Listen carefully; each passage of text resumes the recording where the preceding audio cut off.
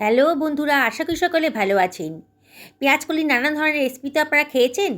আজকে আমার মতন করে হাতে মেখে পেঁয়াজকলির রেসিপিটা বানিয়ে দেখুন। সবাই না আঙুল চেটে খাবে, আর অবশ্যই আপনাকে রেসিপিটা জিজ্ঞেস করবে যে কীভাবে বানালেন। বানাতে মাত্র 10 মিনিট টাইম লেগেছে। চলুন তাহলে বানিয়ে ফেলি। আমি এখানে প্রায় 500 গ্রাম মতো পেঁয়াজকলি নিয়ে নিয়েছি। আগে থেকে ধুয়ে পরিষ্কার করে নিয়েছিলাম। আর পেঁয়াজকলির সামনের দিকে যে ফুলগুলো আছে সেগুলো আমি হাত দিয়ে কেটেই বাদ দিয়ে দিচ্ছি। ওগুলো আমার কোনো কাজে লাগবে না। এবার পেঁয়াজকলিটার গোড়ার দিকের অংশটা কেটে বাদ দিয়ে দিলাম। এটা খুব শক্ত হয়, এটা আমি ফেলে দেব। এবার পেঁয়াজকলিকে আমি টুকরো টুকরো করে কেটে নিচ্ছি। খুব বেশি বড়ও করব না, আর খুব বেশি ছোটও হবে না। দেখুন, এইভাবে সমস্ত পেঁয়াজকলিগুলোই আমি কেটে নিলাম। অসম্ভব টেস্টি একটা রেসিপি আজকে তৈরি হতে চলেছে। সমস্ত পেঁয়াজকলিকে আমি একটা থালার মধ্যে রেখে দিয়েছি, সরিয়ে রাখলাম। আমি দুখানা আলু নিয়ে নিয়েছি। আলুর খোসাগুলো কেটে বাদ দিয়ে দেব। আলুটাকে আমি আগে থেকেই ধুয়ে পরিষ্কার করে নিয়েছিলাম। এবার আলুটাকে আমি কেটে নিচ্ছি, পাতলা পাতলা লম্বা লম্বা করে কেটে নিচ্ছি। কাটা হয়ে গেছে, সরিয়ে রাখলাম। আমি একটা মাঝারি সাইজের বেগুন নিয়ে নিয়েছি, তবে পুরো বেগুনটা কিন্তু আমার লাগবে না। আমি যে পরিমাণ পেঁয়াজকলি নিয়েছি তাতে আমার অর্ধেক বেগুনই যথেষ্ট। তাই অর্ধেকটা বেগুন আমি সরিয়ে রাখলাম। বাকি অর্ধেকটা দিয়ে আমি আজকে রান্নাটা করব। বেগুনটাকেও আমি কেটে নিচ্ছি। মাঝারি সাইজের টুকরো করে বেগুনটাকে কেটে নিলাম। আমি একটা ফুলকপির অর্ধেক অংশ নিয়ে নিয়েছি। এবার ফুলকপিটাকেও আমি টুকরো টুকরো করে কেটে নিচ্ছি। খুব বেশি বড়ও করব না, আর খুব বেশি ছোটও হবে না। ফুলকপির ভেতরে অনেক নোংরা থাকে, পোকামাকড় থাকে আর কি। সেই জন্যে এই গরম নুন জলে আমি ফুলকপিটাকে মিনিট 5 ভিজিয়ে রাখবো। তাহলে ভেতরে যে পোকামাকড় যদি থাকে তাহলে সেটা নষ্ট হয়ে যাবে। সরিয়ে রাখলাম। একখানা মাঝারি সাইজের পেঁয়াজ নিয়ে নিয়েছি। পেঁয়াজের খোসাটা কেটে বাদ দিয়ে দিলাম। পেঁয়াজটাকে আমি পাতলা পাতলা করে কেটে নিচ্ছি। কাটা হয়ে গেছে, সরিয়ে রাখলাম। দুখানা টমেটো নিয়ে নিয়েছি। আগে থেকে ধুয়ে পরিষ্কার করে নিয়েছিলাম। টমেটোটাকেও কেটে নেব। বন্ধুরা, রেসিপিটা বানাতে কিন্তু মাত্র 10 মিনিট টাইম লেগেছে। আর এত টেস্টি হয়েছে না, যেই খেয়েছে সেই কিন্তু রেসিপিটা কীভাবে বানিয়েছি সেটাই জিজ্ঞেস করছে আমাকে। টমেটোগুলোকে একটু বড় বড় সাইজের করেই কেটে রাখলাম, সরিয়ে রেখেছি। আমি যে কড়াইতে রান্না করব সেটাকে কিচেন টপের ওপর রেখেছি। তার মধ্যে দিয়ে দিলাম কেটে রাখা পেঁয়াজকলির টুকরোগুলো। এবার দিয়ে দিচ্ছি কেটে রাখা আলুটা।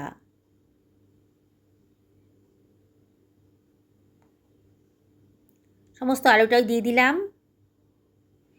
এবারে আমি এর ভেতর দিয়ে দেব ফুলকপির টুকরোগুলো। জল থেকে ঝরিয়ে ফুলকপির টুকরোগুলোও দিয়ে দিলাম। এবারে দিয়ে দিচ্ছি বেগুনের টুকরোগুলো।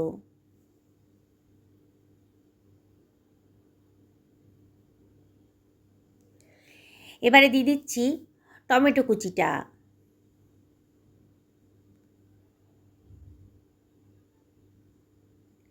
এবারে দিয়ে দেব কুচানো পেঁয়াজটা।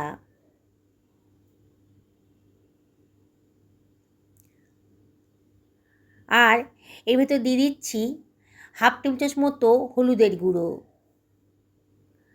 হাফ টেবিল চামচ ধনের গুঁড়োও দিয়ে দিলাম।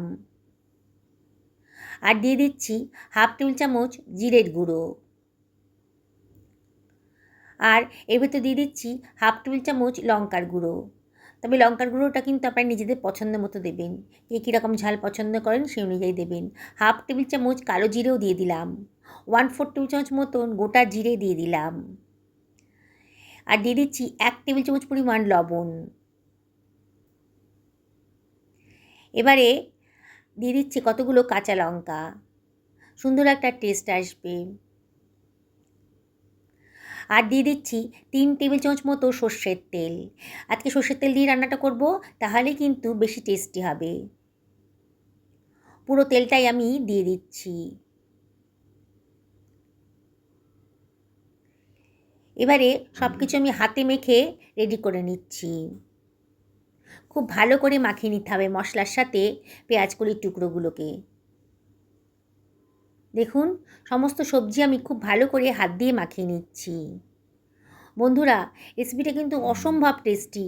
আপনারা যদি একবার বানিয়ে খান না, দেখবেন বিনা ঝামেলায় এত সুন্দর টেস্টি রেসিপি আপনারা তৈরি করে ফেলতে পেরেছেন। আর বিশ্বাস করুন, যাকে খাওয়াবেন সেই কিন্তু দারুণ মজা করে খাবে। আর অবশ্যই আপনাকে রেসিপিটা জিজ্ঞেস করবে যে কেমন করে বানালেন। ওপর থেকে খানিকটা ধনেপাতা ছিটিয়ে দিলাম। এবার গ্যাস ওভেনে বসিয়ে দিয়ে আমি গ্যাসটাকে অন করে দিলাম। এবার ঢাকা দিয়ে মিনিট 5 হাই ফ্লেমে রান্না করে নেব। 5 মিনিট বাদে ঢাকাটা খুলে দিয়েছি। পেঁয়াজ থেকে আর পেঁয়াজকলির থেকে যে জলটা বেরোবে তাতেই কিন্তু অনেকটাই নরম হয়ে গেছে সবজিগুলো। এবার একটু নাড়াচাড়া করে দিচ্ছি। দেখুন, অনেকটাই নরম হয়ে গেছে। আমি কিন্তু কোনো জল ইউজ করিনি এখন পর্যন্ত। সবজির গা থেকে যে জল বেরোবে তাতেই সবজিটা সেদ্ধ হয়ে যাবে। একটু নাড়াচাড়া করে দিচ্ছি। বেশ নাড়াচাড়া করার পর এবার ঢাকা দিয়ে মিনিট 10 আমি একেবারে লো ফ্লেমেই রান্না করে নেব। 10 মিনিট বাদে দেখুন, দেখেই মনে হচ্ছে সমস্ত সবজিগুলো সেদ্ধ হয়ে গেছে। আবার একটু নাড়াচাড়া করে নিচ্ছি। জল ছাড়াই কিন্তু আজকে রান্নাটা হয়ে গেল। দেখুন, আলুগুলোও সেদ্ধ হয়ে গেছে। আর বাকি সবজিগুলো তো অনেকটাই নরম ছিল আলুর থেকে, ও বাকিগুলোও সেদ্ধ হয়ে গেছে। আমি একটু টেস্ট করে দেখেছিলাম লবণটা একটু কম মনে হচ্ছিল, তাই হাফ টেবিল চামচ মতো লবণ দিয়ে দিলাম। আর ছোটো চামচের 1 চামচ চিনি দিয়ে দিলাম। খুব টেস্টি হবে, তবে পছন্দ না হলে অ্যাভয়েড করবেন। আবারও সব কিছু ভালো করে মিশিয়ে নিয়েছি। গ্যাসের ফ্লেমটা হাই করে এবার আবারও নাড়াচাড়া করে নিচ্ছি। আর একটু শুকনো শুকনো আজকে রেসিপিটা তৈরি হবে, সেই জন্য যে জলটা বেরিয়েছিল সবজি গা থেকে সেটা একটু শুকিয়ে নেব। বন্ধুরা, দেখলেন তো বিনা ঝামেলায় কত সুন্দর টেস্টি একটা রেসিপি তৈরি হয়ে গেছে। আপনারা তো নানানভাবে পেঁয়াজকলি খেয়েছেন, আজকে আমার মতন করে বানিয়ে দেখুন। আমি এখানে হাফ টেবিল চামচ মতো কিচেন কিং মশলা দিয়ে দিলাম। থাকলে দেবেন, না থাকলে গরম মশলা দিতে পারেন। হাফ টেবিল চামচ মতো গোলমরিচের গুঁড়ো দিলাম, আর খানিকটা ধনেপাতা কুচি ছিটিয়ে দিয়েছি। হাতে ডলে একটুখানি কসুরি মেথিও দিয়ে দিলাম, দারুণ সুন্দর একটা গন্ধ বেরোবে। আবারও সব কিছু আমি ভালো করে মিশিয়ে নেব। বন্ধুরা, যারা আজকে আমার রেসিপিটা দেখছেন অথচ এখনও আমাকে সাবস্ক্রাইব করেননি, আমি তাদের কাছে একান্ত রিকোয়েস্ট করব আমার চ্যানেলটা সাবস্ক্রাইব করার জন্যে। পাশে থাকা বেল আইকনটা অবশ্যই ক্লিক করে দেবেন, তাহলে আমার রান্নার নোটিফিকেশানটা আপনারা চটজলদি পেয়ে যাবেন। আর যেসব বন্ধুরা ফেসবুক থেকে রেসিপিটা দেখছেন তাদেরকে রিকোয়েস্ট করব আমার পেজটা ফলো করার জন্যে। রান্নাটা হয়ে গেছে, আবার ঢাকা দিয়ে মিনিট 2 রেস্টে রেখে দেব। 2 মিনিট বাদে দেখুন, একেবারে তৈরি হয়ে গেছে। কি দারুণ দেখতে লাগছে দেখুন। কেউ ভাবতেই পারবে না যে বিনা ঝামেলায় এত সুন্দর টেস্টি রেসিপি এরম করে তৈরি হতে পারে। রাতে ডিনারেও বলুন কিংবা লাঞ্চে ভাতের সাথেই বলুন, অসম্ভব টেস্টি এই রেসিপিটা যখন থাকবে না, ভাত খেলে ভাতটাই পরিমাণে কিন্তু একটু বেশি খাওয়া হয়ে যাবে। আর যদি রুটি খান তাহলে দেখবেন দুটোর বদলে আপনি 3টে রুটি খেয়ে ফেলেছেন এই রেসিপিটা থাকলে পরে। আমি একটা সার্ভিং প্লেটে এটাকে সার্ভ করে দিচ্ছি। অসম্ভব টেস্টি আর দারুণ দেখতে লাগছে দেখুন। দেখেই মনে হচ্ছে যে কতটা টেস্টি হয়েছে। ওপর থেকে একটু ধনেপাতা ছিটিয়ে দিলাম। এত সুন্দর একটা কালারফুল রেসিপি, কি বানাতে ইচ্ছে করছে তো। আরও টেস্টি হবে যখন আমি ওপর থেকে একটু ছড়িয়ে দিলাম 1 টেবিল চামচ মতো সর্ষের তেল।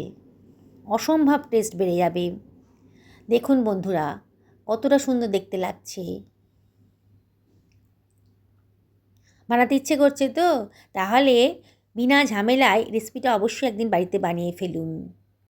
আমি আপনাদেরকে আবারও রিকোয়েস্ট করব, একদিন বাড়িতে বানিয়ে ফেলুন, সকলকে খাওয়ান, নিজেও খান। সুস্থ থাকুন, ভালো থাকুন, নমস্কার নেবেন।